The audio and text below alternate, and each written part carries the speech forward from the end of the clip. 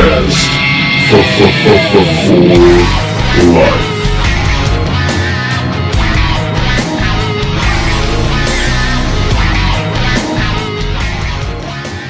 Hello, ladies and gentlemen. You know the name and you know the voice you hear, but just in case if you don't, I'm the Podfather. I'm the current reigning, defending Bulletcast champion, just like Kyle O'Reilly, Bobby Fish, Roddy Strong, and Adam Cole, baby. This title reign is hashtag forever undisputed. For life, brother. Ladies and gentlemen, on the line this week, he's my tag team partner. He's been down with me since day one-ish. The creator of the award-winning Under the Radar, creator of Curveballs and Chair Shots, first ever Bulletcast champion, four-time Bulletcast champion, the Canadian Destroyer, Brandon. How's it going there, buddy? Going good. We haven't done a phone podcast in a while, so luckily our schedules have been working out, but unfortunately this week was not the week. No, it is not. I am fulfilling the last of my coaching obligations. We had a girl qualify for state, shout out Michiko Yoshimitsu. So myself and the Mount Eden coaching staff are going to be going over to Bakersfield along with her tomorrow morning. So we got to get this done tonight. About an hour after Smackdown has ended, so we're going to talk Raw, Smackdown, some outside of the ring, the usual. But, you know, I've had a pretty good week, man. I got my WWE Encyclopedia in the mail. Very nice. Does it have Chris Benoit in it? Is he still in the encyclopedia? Yes, I have the 2016 edition, so Benoit is still there. Okay, you know, I've said this before. If anybody who goes to conventions or likes to meet wrestlers, the encyclopedia is a nice, clean-cut way to have every single little wrestler. We don't use cult speak on this podcast. To go meet them, and it's a perfect little yearbook-style thing to get signed. Yeah, speaking of conventions, I was able to acquire tickets. I will be at StarCast, and I'm going double or nothing. The Podfather will be in the MGM Grand come May 25th in Las Vegas. Congratulations! Did you get the restock today? Did I get the what? There was a restock on tickets. So did you get them for retail, or did you have to get some StubHub scalper prices? I had to go to SeatGeek. I paid it wasn't that bad of a price, honestly.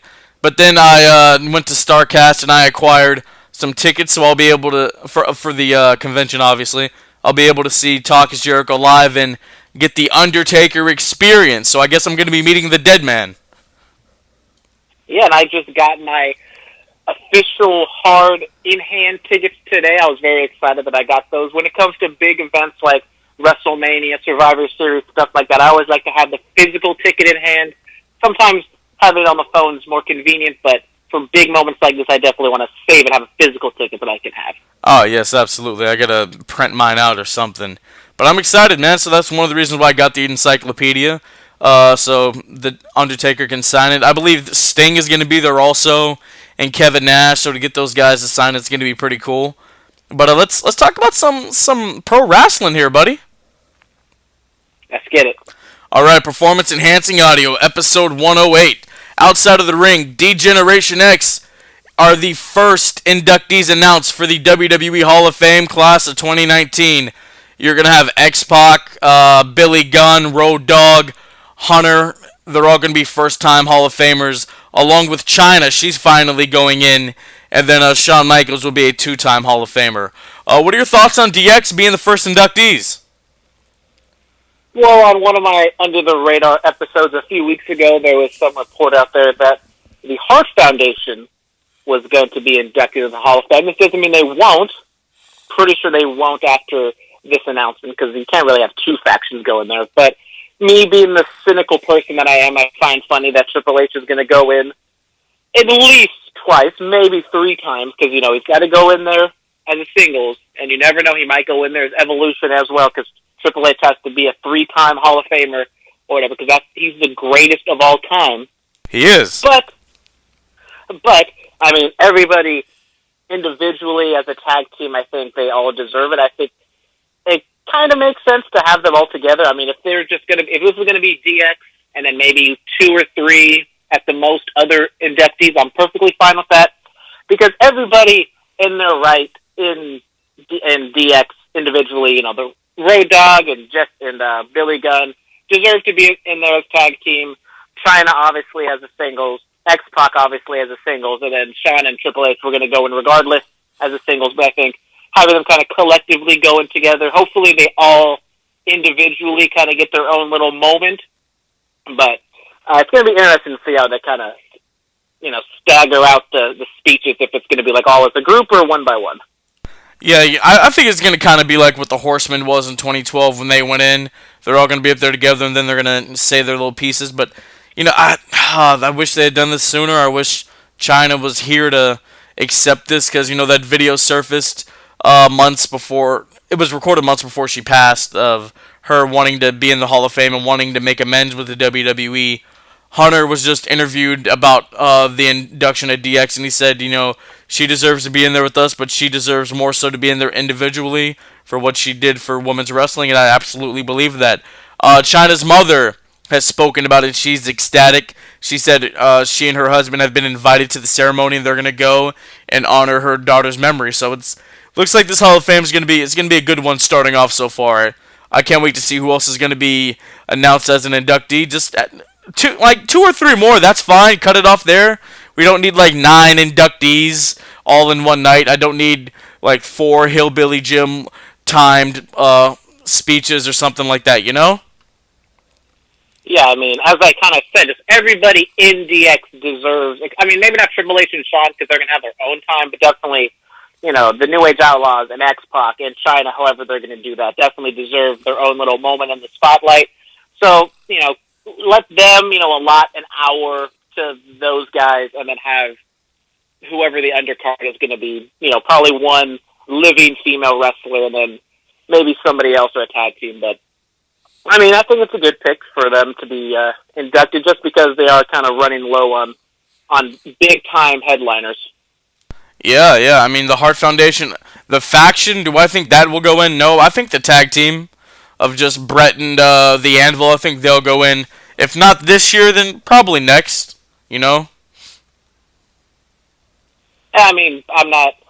think it is kind of weird having, a faction be inducted into the Hall of Fame, but it's WWE, it's a show. It's not a real Hall of Fame. In sports Hall of Fames, you don't have, an entire team be inducted into the Hall of Fame, but it is what it is. It's WWE, they can do what they want.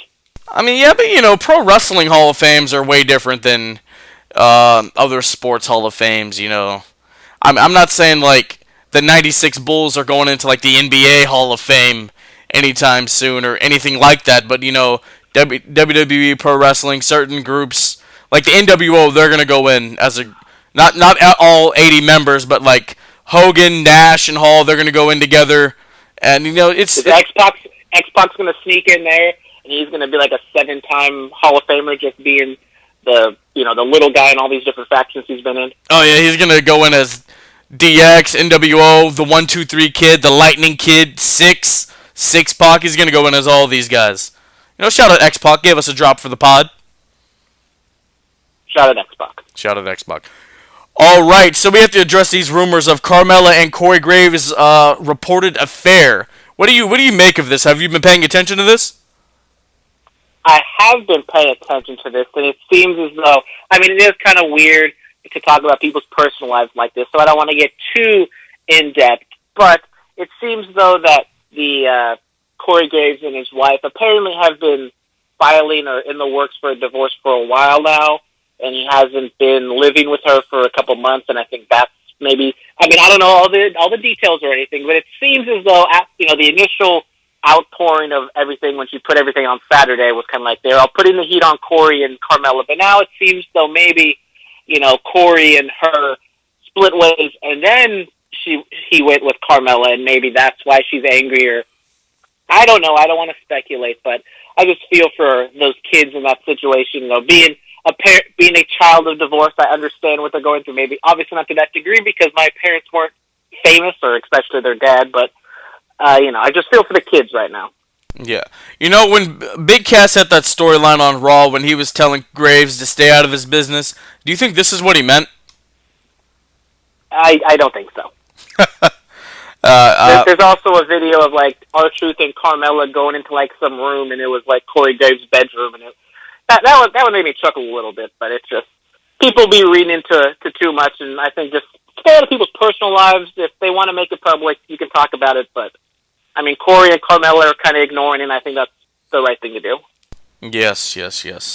All right, so Sam Roberts has some backlash yet again on the Elimination Chamber pre-show. He said that Finn Balor cannot win a championship unless he is the Demon. And spoiler alert, Elimination Chamber, Finn Balor becomes Intercontinental Champion. Finn then takes to social media and says, Sam Roberts, I proved you wrong, yada, yada, yada. You have a face for radio. You should stick to it. What are your thoughts on this? We've talked about it last time. It seems as though he's kind of brought there to do his hot takes and unpopular opinions. I don't read too much into it. Is it him going into business for himself? Maybe. I mean, it does kind of add extra layers and different storylines going forward. It happens all the time in sports talk where everyone just has this flaming hot take and then they come back and afterward, like the Patriots, somebody on ESPN said that Tom Brady's washed up and he sucks, and then they win a Super Bowl and everyone's just trolling him. So, I mean, that's just par for the course for any, talking head on these death shows. So, I don't read too much into it. Yeah. Well, I mean, we'll see if Sam has any more outlandish or hot takes moving forward with other pre-shows. All right, so before Miz and Shane McMahon defend their former SmackDown Live Tag Team Championships, Maurice joins Miz on the stage and announces she's pregnant yet again. Monroe Sky's going to have a little brother or sister. Miz still got it. Hey. Shout out to the Miz. He's making it happen. Making it rain with babies over here. Shout out. Shout out. So, excited to see the second season of Miz and Mrs. coming soon. Maybe we're going to talk about this pregnancy. Definitely talk about the raising of Monroe Sky. So excited for Miz and Mrs. coming in the springtime. Oh yes, it's gonna be a joyous occasion. All right, so Paige speaks on the women's wrestling in WWE. She's been on a little promo tour doing for her Fighting With My Family movie. That's gonna come out this week. So Paige says it was never WWE holding the women back. It was the fans not taking them seriously. What are your thoughts on that? Well, it's kind of hard to take women's wrestling seriously when there's, bra and panties matches and all these, 2-minute matches of, botches and terribleness. I mean, I don't know exactly what she's talking about, what era, maybe early to mid-2010s, obviously. They were getting better. There's some women out there, Beth Phoenix, and even Eve Torres. I think she's kind of overlooked and kind of seen as a diva, but I think she did a lot of good work. So, I mean, I don't exactly know what Paige is talking about, but I think blaming the fans is kind of ludicrous. Yeah, I mean, it's during certain eras, I know the Ruthless Aggression era, which I really grew up with. There were some really good performers. You had Victoria, Melina, Mickie James, Beth Phoenix, Molly Holly. You had some really good performers that, and they were able to put on some cool matches. Of course, we have Trish and Lita and all the stuff they've done. But I think let's tangent a little bit. I think I really realized it was going downhill in 2013. I was at a house show in Oakland, and I remember it was Caitlyn versus Alicia Fox. Now, are those two the best wrestlers in the world? No, absolutely not. But Caitlyn, she could put on a decent match. Alicia Fox, she's more of a character and more of a personality that better than she is a wrestler. Anyway, yeah, fans, they were just booing the hell out of that, and I'm like, really? These chicks are out here trying to do their job. Give them a chance. What are we doing right now, But it's something to see. We've come a long way. Charlotte, Becky, Sasha, Bayley, Ronda, and all this stuff. So it's going to be very interesting to see. Yeah, to your point, those bigger names like the Molly Hollies and Mickie James and all those kind of women in the early to mid-2000s, yes, there was a whole bunch of sex stuff going around them. But, if you look back at those WrestleMania matches and some of the bigger matches they had, the crowd would get up for those matches. I mean, the Trish Stratus Lita match, the main evented Raw, that's talked about all the time. So it's not like every single women's or divas matches the crowd was just poo-pooing it, but yeah, it's something that's we really, I don't even know what I'm saying. There's been a lot of evolution. There we go. There's been a lot of All evolution. thanks to Stephanie McMahon. Oh, of course. Everything like that's going right in women's wrestling, TNA, Shimmer, everywhere. Stephanie McMahon had something to do with it, you know? She's a goddess among us, and we should all treat her with the utmost respect. Yes. All right, moving on from that. Paige, Fighting With My Family comes out in theaters this week. Go see it. I'm going to go watch it. Probably write a review about it for my school paper. PJ Black signs with Ring of Honor. What are your thoughts on that? I mean, it's another kind of semi-big name for ROH. I mean, good for them. It's another name that could go with AEW. I don't think he's a big enough name or anything like that. I'm not saying he has like a WWE stink on him, but I think he's a good, decent mid-card talent. So good for ROH. Kind of building up their roster after the elite guys left. Yes. All right, and Peyton Royce and Ty Dillinger get engaged today. Congratulations. Good for them. Congratulations. You know, Peyton Royce, I was kind of pulling for her and Billie Kay to become the inaugural, big air quotes on inaugural, Women's Tag Team Champion. Speaking of that, Elimination Chamber. Brandon, what are your thoughts? Well, I mean, good thing. Let's just say good thing the title wasn't on the line because I think both of us did terrible. I think we only got like maybe 2 matches right in the entire show, but it's not on the record book, so we don't need to talk about that. But I mean, the matches themselves, I think everything leading up to the men's elimination chamber match was kind of blah. The women's chamber match, I thought, got good late. I think they're just kind of filling time at the beginning, knowing that all teams were going to be in there at the same time. The Nia Jax spot was good. Everything else was meh. The Finn Balor IC title win was all right.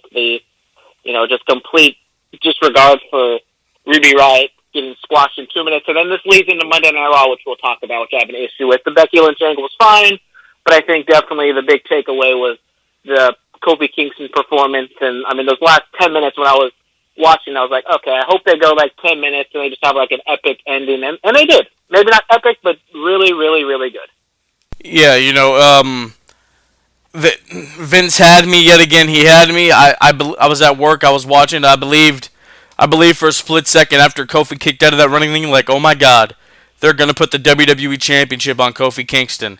I believed very hard, and then Daniel Bryan won, and the reality hit me that Daniel Bryan is not done helping the planet, and we need him more than we need Kofi Kingston to be WWE Champion. Yeah, I mean, Kofi, I have some thoughts on it. I mean, Kofi Mania was the big thing. Obviously, he's going to get that title match at Fastlane. But I think he's better. There's a Motorhead song that I know Baby Huey will much enjoy. It's called The Chase is Better Than the Catch.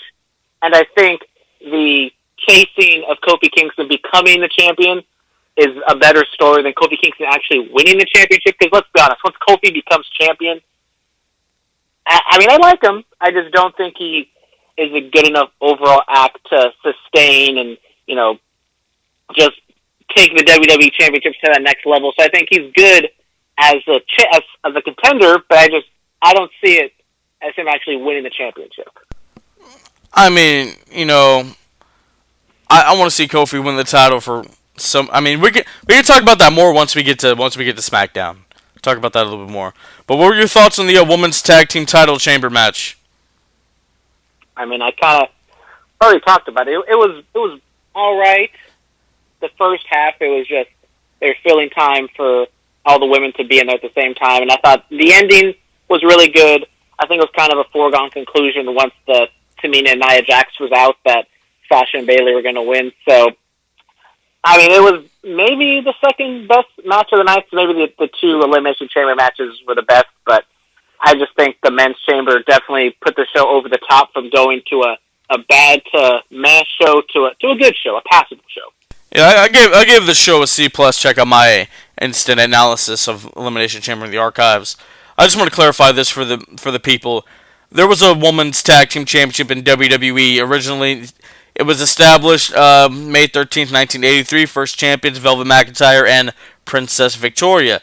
The date it was retired, February 14th, 1989. So 30 years without this tag team championship, and the final champions were the Glamour Girls up until this point. Shout out to the WWE Encyclopedia. Shout out. Shout out. All right, this day in wrestling, George Hackenschmidt dies in 1963. Happy birthday to El Torito. He's 37. Ty Dillinger's 38. Oh, wow, he got engaged on his birthday. That's cool. And Francine is 47, and Big John Studd would have been 71. Big day in wrestling for birthdays and deaths. Yes. All right, we only have 2 fan mails. Let's get to them. So, Hootie Who 420. Hootie Who. Kofi was close to becoming WWE Champion. Will it happen for him one day? If Jinder Mahal can be WWE Champion, I think Kofi Kingston can be WWE Champion. I don't rule it out. I'm not gonna. I know I just kind of said he shouldn't be. I'm not. I mean, if he gets hot enough, I think he's been getting good reactions, and I've always kind of thought that maybe now is the time to split up the New Day, just have them go amicably, and they can all just kind of do their separate things. And then, I mean, we can get into it on Raw. I think it kind of shows just how depleted the entire roster is, and I think if New Day were able to split up and you get 3 fresh singles acts, and maybe down the line one of them can turn heel and go face to face or whatever, you can tell that story. But I think Kofi, as WWE Champion, I don't think he's going to win it. Can he? There's always a possibility, but I think, as I said, that the story of him chasing it is ultimately kind of a better story than once he actually wins it. I mean, I'll have my thoughts for SmackDown. I'll save them for then. Last one, John Ramos. After Kofi's performances from SmackDown Live and the Elimination Chamber, is WWE really open to the idea of an African American holding their top prize? I mean, Booker T, Mark Henry, they've been world champion, but they haven't been WWE champion. Rock is the closest we've ever had to it. I believe we will have a black WWE champion in the future. If Kofi doesn't get the job done at Fastlane, then next up I see a Big E possibly winning the championship, or hell, Velveteen Dream's 23 years old. He has a lot of time. I could see Velveteen Dream as WWE champion. What are your thoughts on this question? I mean, the whole, some black wrestlers not being WWE champion, I think, in the past 10, 15, 20 years, I don't really think it has to, I don't think it's a black issue. I just think it's, honestly, a talent issue. I mean, yes, you can say WWE should maybe sign some African-American talent and maybe push them a little bit harder. Maybe, the depiction of R-Truth isn't the best. Shelton Benjamin has always kind of been underutilized, but let's be honest, could Shelton Benjamin really be a top guy in WWE? I don't think so. I mean, he's been there, but he's just never really shown his, the highest of highs that would, make him be reasonable to be a WWE champion. I mean, you can say the Mark Henrys and Booker T's, yes, they should have been WWE champions but that was during the brand split.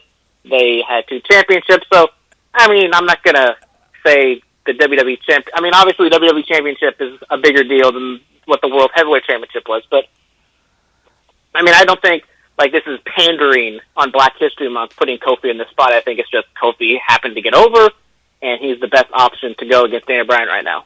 I mean, hell, look at it I've said it on this pod before, that program with R-Truth and John Cena back in 2011, I've heard other people say it on other podcasts for ESPN and CBS Sports. I felt like R-Truth should have won the WWE title there. Hell, Mark Henry, when he did that fake retirement speech and went to that Money in the Bank feud with John Cena, should have won the WWE Championship. I'm honest to God, I'm tired of having these, that black guy should have won the WWE title. Damn it. Maybe at Fastlane, Vince calls an audible and throws it on Kofi, and I don't know. We'll see. We'll see, Yeah, I mean, this is a deep topic that maybe we should tackle that on a separate podcast. Yes. Got a lot to talk about today. On curveballs and chair shots, we'll tackle that. Maybe. When do I get to come on that show, by the way? I mean, I don't know. Maybe you never know. Oh, okay. All right. I don't know. Gotta talk with my co-host. We gotta work out scheduling. So it's a big ordeal. Because I'm a big get. We're doing it. Yeah. We gotta work out prices. I gotta see if I can fit you in the budget, and yeah. It's a lot. The finances are a big deal. All right, the Raw recap. Surprise NXT debuts take over Monday Night Raw. The Game comes out. He talks about DX going into the Hall of Fame, and he says tonight you will see some of the top talent that NXT has to offer, and by God, we do. We have Ricochet and the current Intercontinental Champion Finn Balor defeating Lio Rush and former Intercontinental Champion Bobby Lashley in a very exciting tag team match. What are your thoughts on that? So the Ricochet Finn Balor match. That's the first one we're talking about. Okay, the Triple H announcement of the talent, then the tag match. Okay, so as an NXT viewer, as someone who watches it every single week, very invested in all these characters, I was so angry at Vince McMahon and WWE in general for bringing up all these guys. I mean, especially Tommaso Ciampa and Johnny Gargano. They just completely thrown away a year and a half worth of writing and storylines.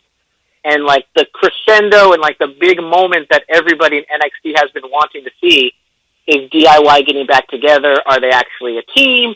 Are they just kind of amicable and they're just there because they're champions and they're just kind of going to use each other? And I thought that's, one of the best told stories I've seen in wrestling in a long, long time. And they just throw it away because Raw is seriously in need of talent depth. I mean, you take out these two tag team matches, and, I've always kind of said Aleister Black should be at the main roster now, so I have no problem with him being there. But you take out these two tag team matches, and, who else are you going to replace it with? If this was a 2-hour show, you took out the NXT guys, the show probably wouldn't have been very good. It probably would have been kind of bad, but I just think this 3-hour format, and everything that's going on with the Roman Reigns, John Cena not being there, Undertaker, WrestleMania season, and there's not a lot of, not any, guys from the past showing up right now. I think, as an NXT viewer, I'm very angry that all this NXT storylines that I've been so invested in just get thrown out the window because Vince McMahon can't book and keep a roster together properly. I don't know about all that. The announcing of the talent, I'm not going to lie, I didn't really like that. I was like, oh, wow, they're going to be here tonight, cool, but I'm a fan of the surprise. I'm a fan of the, oh my God, I can't believe what I'm watching. So let's say Ciampa just appears on Raw while the Revival's cutting a promo in the ring, and he said, I didn't come alone, and then, that's not the best way to reunite DIY, I get that, but it would have been better than just announcing these guys, and then them going and having a tag match. And then the other thing I had such an issue with is that backstage segment with DIY and the Revival and Gable and Roode. It's like Johnny Gargano and Tommaso Ciampa were together and they were using the WWE cult speak and they're saying that they were here to take over. And that's just stuff Tommaso Ciampa would never say. He doesn't care about a brand takeover. He just wants he's the best and he wants to make money. And he says that whatever brand he's on, he's the number one guy. So why would he even want to leave NXT for Raw? Because he wouldn't really care about taking over and showing brand loyalty of NXT. And just, oh my God, all of this NXT call-ups, it just, definitely the DIY one just really grinds my gears. Oh, that's a phrase I haven't heard in a while. Hey, I don't know, man. I felt like this class of NXT, Black, Gargano, Ciampa, Ricochet, Dream, the Undisputed Era, I feel like all those guys need to stay in NXT for possibly the next year and a half or two and just let it run wild, It was cool to see them on the main roster this week. Obviously, they're going to have to continue with it and do it again. Is this a permanent thing? Honestly, don't know. Really, really don't know. They could be pulling double duty, kind of like what KO did before he officially became part of the main roster when he was NXT champion, Yeah, if I was the NXT writers, I'd be so angry at Vince just because they put so much work telling the story, and they probably had somewhere to go. I mean, maybe culminating at WrestleMania TakeOver, maybe somewhere else down the line. But now you have to just completely rework this story because the whole idea was like they were kind of together, but it wasn't like official. And now they're on Raw, just hanging out, being not like buddy-buddy or anything, but they're just acting like there's nothing, no tension or nothing between them. It's just... Yeah, I don't know. I don't know what's going on there. Anyway, Johnny Gargano and Tommaso Ciampa defeat the Revival. Revival just won the tag titles. Now they're already losing. Yeah, I mean, the match itself, it was a good match on their standards. I've definitely seen them have much better matches, but once again, just them being together, DIY, reuniting on a whim, no storyline reason whatsoever, blowing one of the biggest chaos in wrestling right now is just mind-blowing to me, and just, it really doesn't make any sense, and it honestly shows just the depth problem that WWE has right now, because if you take out all those guys, who are you going to fill that time with? I mean, you know, whoever it is from Authors of Pain is injured, so you can't put him in there. You have Mojo Rawley, who gets his, 6th consecutive, 2-week push, and then now he's off of TV where you don't know where the hell he is anymore. Yeah, it's really something. I don't know. I don't even want to talk about Mojo Rawley. To hell with Mojo Rawley. I mean, he's a body that it looked like they were going to go somewhere with, and now he's just completely... I mean, he was talking to himself in the mirror, and now he's gone. We don't know where he is. Yeah, I don't know. He's probably chilling with Gronk or something, you know?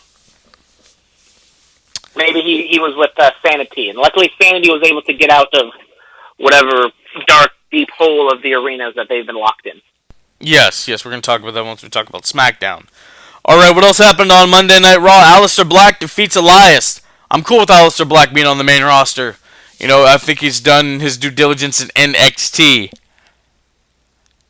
Yeah, I mean, I've said it. I've really hoped Aleister Black would come up to the main roster, and I don't have any qualms with him like I do with DIY. And Ricochet, I kind of am on the fence about. I mean, he still has some work to do in NXT, but I think he's good enough. But the Aleister Black situation, it was good. Nice way to introduce him, and hopefully big things come his way. Yes. Alright, Braun Strowman defeats Baron Corbin in a tables match. Alright. So, I mean, this was the first match of the show. You know, basically the same stipulation as yesterday, or as Sunday, where there's no disqualification, so Braun Strowman wins this one when what was stopping Lashley and Drew McIntyre coming out and doing the exact same thing to Strowman? I have no idea. No idea. Exactly. You know, maybe they were in a part of an arena where they couldn't get out there in time. You know, I don't know. The writing, especially on Raw, these last couple weeks has just been baffling to me. Yes. Alright, Bayley and Sasha thank the WWE Universe, and they use a phrase that I have heard on Being the Elite: change the world. What are your thoughts on that? The promo was it was alright. It was kind of just a run-of-the-mill tag team coming off a championship win promo. It was fine. I think it was kind of interesting that they, didn't they say they're going to defend it on Raw, SmackDown, NXT or whatever, so are they going to be true traveling champions? We'll have to see, because that women's tag team division, it's pretty bare. There's not a lot of depth out there. Yeah, there really is. I mean, just have the Bella Twins come back, have them win the titles, have them be the goddesses of WWE. Just let that happen, you know? I was triggered when Tamina talked to Sasha Banks saying that she can't defend a championship. I was very triggered by that statement. I know how Sasha Banks feels. Hey, man, you're the NXT guy, though. You don't lose at takeovers. Come on, man. But then I lose the next day. But you don't lose at takeovers. I appreciate the positive thinking, Philip. There you go, man. I'm a positive guy. That's what I'm here for. The powers of positivity have infected my body. All right, so Dean Ambrose has a backstage segment with Triple H and Drew McIntyre. Ambrose slaps McIntyre. McIntyre and Ambrose have a match. McIntyre defeats Ambrose. Thoughts? So we get 50-50 booking with the whole Dean Ambrose EC3 storyline. That seemingly gets dropped because EC3 wasn't on either show. He was at a SmackDown house show on that Monday. And so now Dean Ambrose comes out after a win last week thinking, okay, maybe they're going to give him a little bit of a push and maybe just, kind of keep him floundering in the mid-card so people don't get all up in arms that he's getting buried. But now he gets buried by losing a squash match to Drew McIntyre. So apparently he's turned babyface. So I don't know what's going on with Dean Ambrose. I don't. He after his match, he was asking Seth, "Where the hell were you?" And Seth was like, "Have you completely lost your mind?" And Ambrose stops for a little bit. And he's like, "Eh." Yeah, I don't know what they're doing with Dean, what their whole plan is, because, you have, 2 months with him under contract, and if they just keep doing this to him, it's going to be reverse psychology, and the worse you use him, the more over he's going to be once he gets on the indie scene. Oh, yes. Absolutely. Abso-freaking-lutely.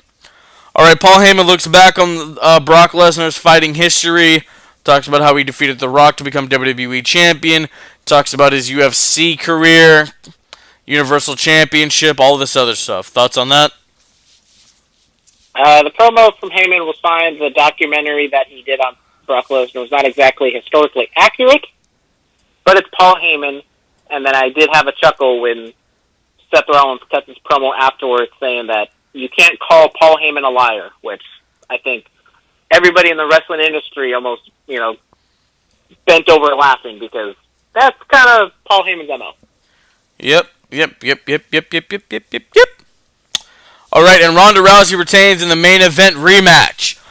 So Ronda Rousey just basically dismantles Ruby Riott at Elimination Chamber. Then the next night she has a championship rematch. I thought rematches didn't happen. Yeah, this was also one of the other top complaints on Raw. There's a lot of them, and this one's up there because you don't really explain why Ruby Riott's getting a match after she gets squashed at Elimination Chamber. And then to top it off, Ronda Rousey, goes 50-50 with Ruby until the very end, so it diminishes Ronda. It doesn't really help anybody, and they didn't really build it up, and they just... you're kind of overexposing Ronda, but if she's not going to be here for after WrestleMania, it doesn't really matter, but then you're kind of overexposing her when you're using her up until WrestleMania, so it's like you could save her and kind of make her a big deal because maybe not, she's the blooms off the rose completely, but she's definitely not that big star attraction she was last year when she came in. Yeah, I think the reason why she went 50-50 with Riott was because, Ruby, she repackaged her game plan and she was able to last a little bit longer and all this other stuff, but unfortunately, she did not win the championship. You do have the kind of built-in excuse that this time the Riott Squad was at ringside, so I guess that kind of helps Ronda a little bit. Yes, absolutely. All right. So, SmackDown Live recap. Shane McMahon and The Miz start off SmackDown Live. Miz talks to Shane about their daddy issues. And the Usos come out there, cutting their promo. And Miz is like, "You're Shane McMahon. You can make a rematch." And the rematch has been set for Fastlane. McMiz versus Usos for the SmackDown Live Tag Team titles. What are your thoughts? It was a decent little opening segment. The Usos definitely kind of having a little more of a heelish edge, I would say. And going back to Elimination Chamber and the whole Uso situation, we kind of both picked McMiz to win just because we thought, they're not going to put the titles on the Usos because of what happened. But I think it's definitely something to where they have an idea of where they're going with this Shane and Miz storyline. So that kind of overrid what they were doing at Elimination Chamber. So they put the titles on the Usos. Not the best look for WWE putting it on someone who was going to fight a cop, but regardless, not the worst thing WWE's ever done. So, obviously they're going somewhere with this Miz Shane storyline, so we have to wait till Fastlane to see what exactly, because I'm pretty sure there's going to be an angle there to really propel maybe a singles match at WrestleMania or whatever they're doing. An angle? A Kurt angle? Maybe. I mean, you know... Kurt Angle versus Shane McMahon, a rematch is what everybody's looking forward to. Oh my god, recap King of the Ring 01, that was amazing. You know, but Jimmy Uso had just gotten out of the Uso penitentiary. He was spoiling for a fight like AC/DC. He wanted some hardware, and he got it. That's exactly what happened on Sunday, you know? Yeah, I mean, it was kind of shocking that they won, but obviously WWE has bigger plans for Shane and Miz, so they decided to get the titles off of them, and the Usos just happened to be the team that was there. Yes. Alright, Aleister Black makes his presence known on Smackdown Live, and he defeats an old nemesis, Andrade Cien Almas. I mean, Almas got his little push when he faced Ray. It seems as though that feud kind of just stopped. We haven't seen Ray on TV in a few weeks now, which I'm fine with having these wrestlers just not be on the show that often. I mean, Seth Rollins hasn't been wrestling because he's been injured, and that's also one of the reasons why the depth on Raw has just been kind of lacking, because you can't have Seth go out there and wrestle for 20 minutes. But I think Almas is such an underutilized guy. We've been saying this forever. Like, he should be a bigger part, especially on the heel side, where they're kind of lacking, to be honest, top heels. So I don't understand why you put Almas in that position to job out to Aleister Black.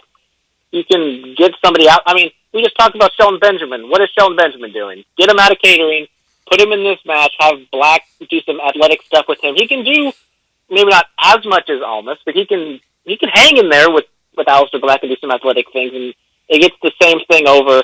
Aleister Black wins, and you're not hurting, another person as much as you would Almas if you were to lose. Andrade. I mean, Shelton Benjamin can still go. I mean, Shelton X Benjamin, he can still hang in there with the best of them. Don't be fooled. I mean, I'm not hating on him. I'm just saying he's not he's not as big of a deal as Andrade could be. So why don't you just kind of dust him off, put him in the ring with Black, and then have him beat him, and so you're not hurting a top tier guy like Andrade. I don't know what they're doing there. I don't know either. This whole NXT call-up situation, not sitting well with me. I'm sorry, man. I apologize. As a devoted NXT watcher, I am ashamed of what WWE is doing to those guys. I don't know what to tell you, buddy. And, I'm sorry. I think some of the creative is sorry of what's been going on, but it's something that can be improved and hopefully will be improved. Moving on, heel DIY. Cut a promo backstage. They have an interaction with the Bar. They have a match with the Bar, and they defeat the Bar. As they should. I mean, DIY should be protected. I'm interested to see what they do on NXT tomorrow, if they do so many last-minute edits and try to clarify a little bit of what's going on, because on NXT there's going to be this big title match with Velveteen Dream and Johnny Gargano, so I think they're obviously going to have to address it somehow with, Mauro Ranallo doing some sort of dub-over work in a video package or something, but this DIY, they beat the Bar, so I guess I'm happy about that, but I just don't want to see DIY being like a main fixture in the WWE Tag Team division when they should be running wild on NXT as singles guys. And then the crescendo is them teaming up, and it could have been such a big deal, and WWE just wasted it because they don't have enough bodies to fill up 5 hours of television. I mean, look, when's the next takeover? The WrestleMania one, right? Yeah. Yeah, so look, you get the heel DIY together for a little bit. They do this stuff on the main roster. Let's say Gargano loses the North American Championship. Let's say that happens. And then and he's outraged and he wants the spotlight or whatever, and we find ourselves with Gargano Ciampa at the Mania TakeOver, and Gargano finally beats Ciampa, Johnny could be like, I wasn't thinking clearly, I was blinded by success and all this other stuff, Luckily, I have faith in Triple H and the entire NXT creative team to right around this terrible misuse of these guys on WWE Main Roster. So I'm disappointed that they're used in this way, but I have faith that NXT will somehow right the ship and try to make this make sense as long as they don't get devalued in the next coming months. I mean, you have to admit, it was pretty cool to see these guys on Smackdown and Raw. I don't know if I would say it was cool. I looked on Twitter when I was at the gym by accident, and it kind of got spoiled that these guys were up on the main roster. When I looked, it was like DIY versus the Revival, and it made no sense to me. Like, why is DIY reuniting going up against the Revival without knowing really what happened? And even watching the show, it didn't really make a whole lot of sense to me. Yeah. It was just kind of a novelty thing. So Asuka's out cutting a promo. She's interrupted by Mandy Rose and Sonya Deville. Rose and Asuka have a match. And God's greatest gift defeats the Empress of Tomorrow. So Asuka hasn't been seen on WWE TV since the Royal Rumble. And she cuts a, average to decent promo by Asuka standards. And then she just loses to Mandy Rose. So I'm thinking this is just a quick way to build up Mandy and have her face her at Fastlane and have Asuka run through her. But then, where do you go from here? Who do you have Asuka face at WrestleMania if she runs through Mandy at Fastlane? If this whole Charlotte thing is going to be a triple threat match, I don't know, because I feel like Charlotte is the best candidate to face Asuka. But if that's not the case, I don't know where you fit Asuka into WrestleMania. I don't know where you fit Asuka into WrestleMania. Yeah, that's actually really interesting. I don't know. I mean, Lacey Evans hasn't been doing anything, so that's the only one I can kind of think of. You just throw her in with Asuka just because we haven't seen her wrestle except for at the Royal Rumble. That's way too soon. She's protected. She's not watered down like everybody else. So, or actually, I think out of everybody, she's kind of the best option. Actually, you know what? The 2004 Royal Rumble, Benoit wins. He was a member of the Smackdown roster. Jumps over to Raw to face Hunter for the world title. And then they call an audible on SmackDown, and they have a Battle Royal winner faces Brock for the WWE title at No Way Out 04. They could do something like that where they have a Battle Royal, winner faces Asuka at WrestleMania. Then they could build to that real quick. I mean, that's fine. I don't know who exactly you would have her face that has any credibility against Asuka. She's kind of run through the entire division, except for Lacey Evans, or if you do some call up from NXT. Nikki Cross. Or Nikki Cross is out there too, but even she kind of got devalued last week when she lost to Ruby Riott. So. True. Anyway, Charlotte has a promo backstage, and the line that really stuck out to me was, "This is now the main event because I'm in it." I told you that was going to happen. I told you it would be the main event if Charlotte Flair was in it. I'm not saying it shouldn't be. It should be the main event if it's a triple threat match. It has nothing to do with Charlotte. I'm just saying Charlotte should be in that match because what everybody wants to see is Becky Lynch kicking Ronnie's ass.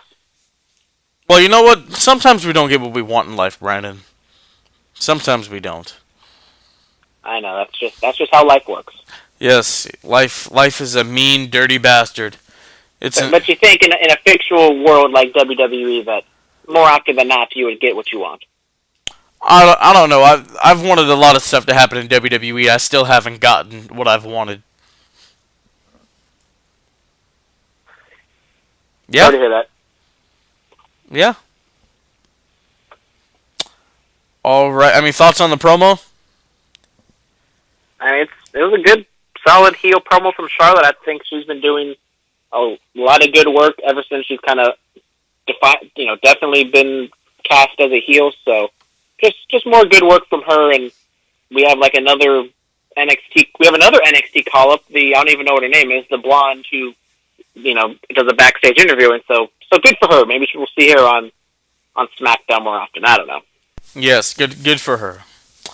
All right, Ricochet defeats Eric Young. I don't know where the hell Sanity's been, but it was cool to see him on SmackDown. Cool to see him on TV. Yeah, good for them to get out of the clutches of catering and into the ring here. And so this is exactly what I was talking about with Aleister Black. I think this is a good use of Ricochet going up against Eric Young, two guys who definitely probably work down in NXT, so they know each other. So I don't know if it's a comfort thing of why they put Black and Almas together, but I mean, we've had our gripes about how they've been using Sanity in the past. So maybe, I mean, Eric Young, if he's not going to be used at all in the Sanity, is going to be nothing. Might as well have him lose to Ricochet. I don't know why you couldn't have Shelton Benjamin or somebody of that ilk who hasn't been seen on television for years, like Sanity, go up against Aleister Black. But Ricochet was good, kind of gave him a stiff, was a back elbow that opened up Eric Young, but it shows that Ricochet just kind of was there to show off Ricochet's athleticism. Yeah, he really showed it off Monday night. But I mean, like all these NXT guys, like once they officially become a part of the main roster, I just want to see these guys on SmackDown, man. I really, really do. Like Black looked so good on SmackDown. So did Ricochet. So did DIY. Raw, that's cool. Of course, it's the flagship show, but I feel like they'd all be such a better fit on SmackDown. But Raw is a 3-hour show, and you need all those bodies to elongate this show, especially if DIY is going to be a thing, as much as I hate it. They can go out there and give you a 20-minute match in their sleep and, give you a good, solid half-hour television. And that's what WWE needs at this point. Yes. Yes, it is. Yes, it does. I mean, just like 3 of them go to Raw, 1 of them goes to SmackDown. I mean, I'm perfectly fine with that. If it was me, I'd split up DIY, but because I think, Johnny Gargano on his own, being a singles guy, I think he could be the next Daniel Bryan, to be honest. I think he could. I mean, he showed glimpses of it down in NXT, and the New Orleans crowd here was a lot better than the Lafayette crowd on Monday, but that crowd wasn't reacting to anything, so I don't exactly put too much stock into that. So I don't know where all these guys end up. We have the 6 guys who are supposed to be were called up at the end of the year, and yet they're just kind of floating back and forth, and we don't know what the hell they're doing and what brand they belong to, unless we're just waiting for the superstar shakeup after WrestleMania to make it definitive. Yeah. Yeah, that's pretty much it. The building that SmackDown was in, that's where the takeover from New Orleans was last year, where Gargano and Ciampa damn near tore each other apart. Yep, and that was I think that was my match of the year, and they told a great story, and they completely flushed it down the toilet. I know I've said this like 20 times on this podcast, but it is worth repeating because I am angry at the use of DIY just thrown onto the main roster for no reason other than to fill TV time. Yeah, Brandon is not a happy man right now. He's not a happy. I'm getting all worked up. I can't go. I'm not going to be able to go to sleep now. I'm going to be tired. I'm going to be late to class tomorrow. It's all because of Vince McMahon treating DIY terribly. Whoa. Calm down there, buddy. It's going to be okay. It's going to be all right. Hopefully, everything is fixed tomorrow in NXT. Yes. All right, Kevin Owens has a promo that airs on SmackDown. What are your thoughts on that? It was the same promo that aired on Raw. He's been doing this kind of same stuff. He's the family man. And if Daniel Bryan is able to walk away WWE Champion at Fastlane, a babyface, All-American dad, Kevin Owens, it could be a fun program at WrestleMania. All right, the main event has Kofi Kingston, Jeff Hardy, and AJ Styles going up against and defeating Samoa Joe, Randy Orton, and Daniel Bryan, with Kofi Kingston defeating Daniel Bryan. Shane McMahon comes out there and says that was an awesome match, and the number 1 contender for Fastlane is Kofi Kingston. Kofi's pinned Daniel 2 weeks in a row. I don't know, man. My heart wants Kofi. I want it for Fastlane, but I see Daniel Bryan going into WrestleMania as the eco-friendly WWE champion. I mean, I think Daniel Bryan's going to win a Fastlane. Poor Mustafa Ali. I wonder what he's thinking at this point. I don't think he would have gotten over to the extent of Kofi, because I think Kofi has the 11 years of frustration and getting there and then not getting there. So I think it wouldn't have been the same if Mustafa Ali was doing the exact same things. But it's a good choice. I think I was hearing somewhere on the internet that this is kind of a last minute decision because of what Kofi's been doing the last few days and weeks. So I mean, good on Kofi. hopefully this is the main event of Fastlane, and they put in a good effort. Yes, they did. I want to see the build to this. You know, the New Day and Pancakes and Daniel and Rowan in this eco-friendly WWE Championship. It's all going to be a lot of fun. All right, Superstar Spotlight. Who do we got? I mean, I assume you're going with Kofi Kingston because it's kind of the obvious pick. I mean, going off of just WWE, there's not a whole lot of standout performance. So I think the easy choice is Kofi. I mean, Kofi had a fantastic performance at Elimination Chamber. He had a good showing here. Crowd was behind him. He gets the WWE Championship match for Fastlane. So go Kofi, go. My pick is Finn Balor, the new Intercontinental Champion. Congratulations to Prince Devitt, finally getting some gold on the main roster other than that big red piece of crap.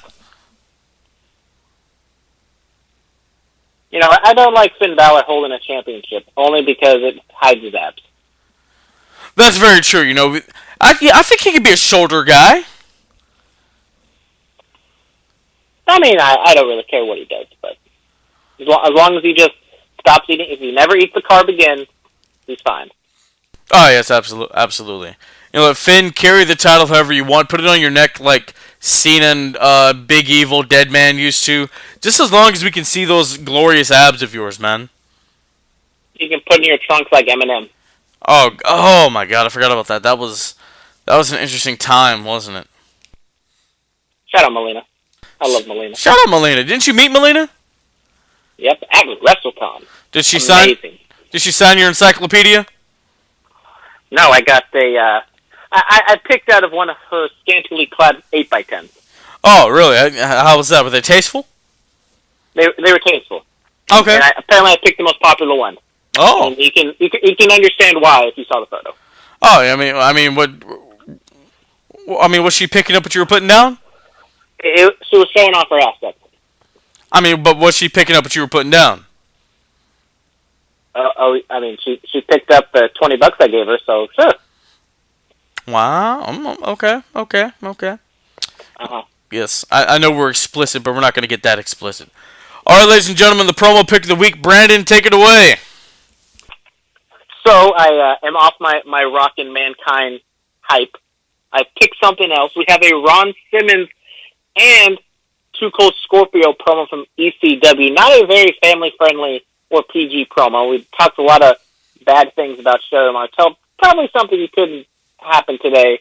Maybe even on the indie scene, but definitely not in WWE. Definitely an ECW promo, so they're hyping up a tag team match with her, Stone Cold, or Stunning Steve Austin, and Dean Douglas. I don't even know who the hell the other person was. But anyways, it's a good little intense promo from Ron Simmons and Too Cold Scorpio. Yes, I watched it. They were talking about assaulting women. Yeah, I mean, if that was the times of ECW. It doesn't make it okay, but it's just the intensity. I like the intensity. The subject matter they're talking about, not so much. Yep. November 15th, 1994 is when that occurred with superstar Steve Austin. That's who they were gonna have the match against. I should probably go back and watch that, see how it was. I mean, ECW Steve Austin is the infancy of the Stone Cold character. Yes. It was superstar Steve Austin, the ringmaster, and then the Texas Rattlesnake that we all know and love. All right. Closed match pick of the week, Booker T defends and successfully retains his World Heavyweight Championship against Dave Batista on Smackdown in 2006. Decent match, given Booker T's credibility and Batista. Then Finlay gets involved and Booker retains. Yeah, I mean, good little TV championship match. Nothing to complain, but nothing really to rave about. Absolutely. All right, ladies and gentlemen, follow us on Twitter at BulletCast, Instagram, The BulletCast, YouTube channel, The BulletCast. Email us, BulletCast2 as in the number 2, sweet, SWET at gmail.com. 99.9 FM KW in Watsonville, iTunes, SoundCloud, Stitcher, TuneIn, Google Play, iHeartRadio. This has been a good episode, buddy. This really has. I got my blood boiling before I got to go to bed because of NXT stuff. Yes, I've got to edit this, get it up to the airwaves, and get some sleep. I have a big day, making towns with the Bulletcast title, going to Bakersfield. Got to meet the fans, maybe some ring rats. You never know. Okay, you do you, boo. All right. All right, ladies and gentlemen, thank you so much. We're coming back to you on Thursday of next week, regularly scheduled. We should be in the studio. You should have video to see these amazing, beautiful faces of Brandon and myself. Brandon, I'll see you later, buddy. Ta-ta for now.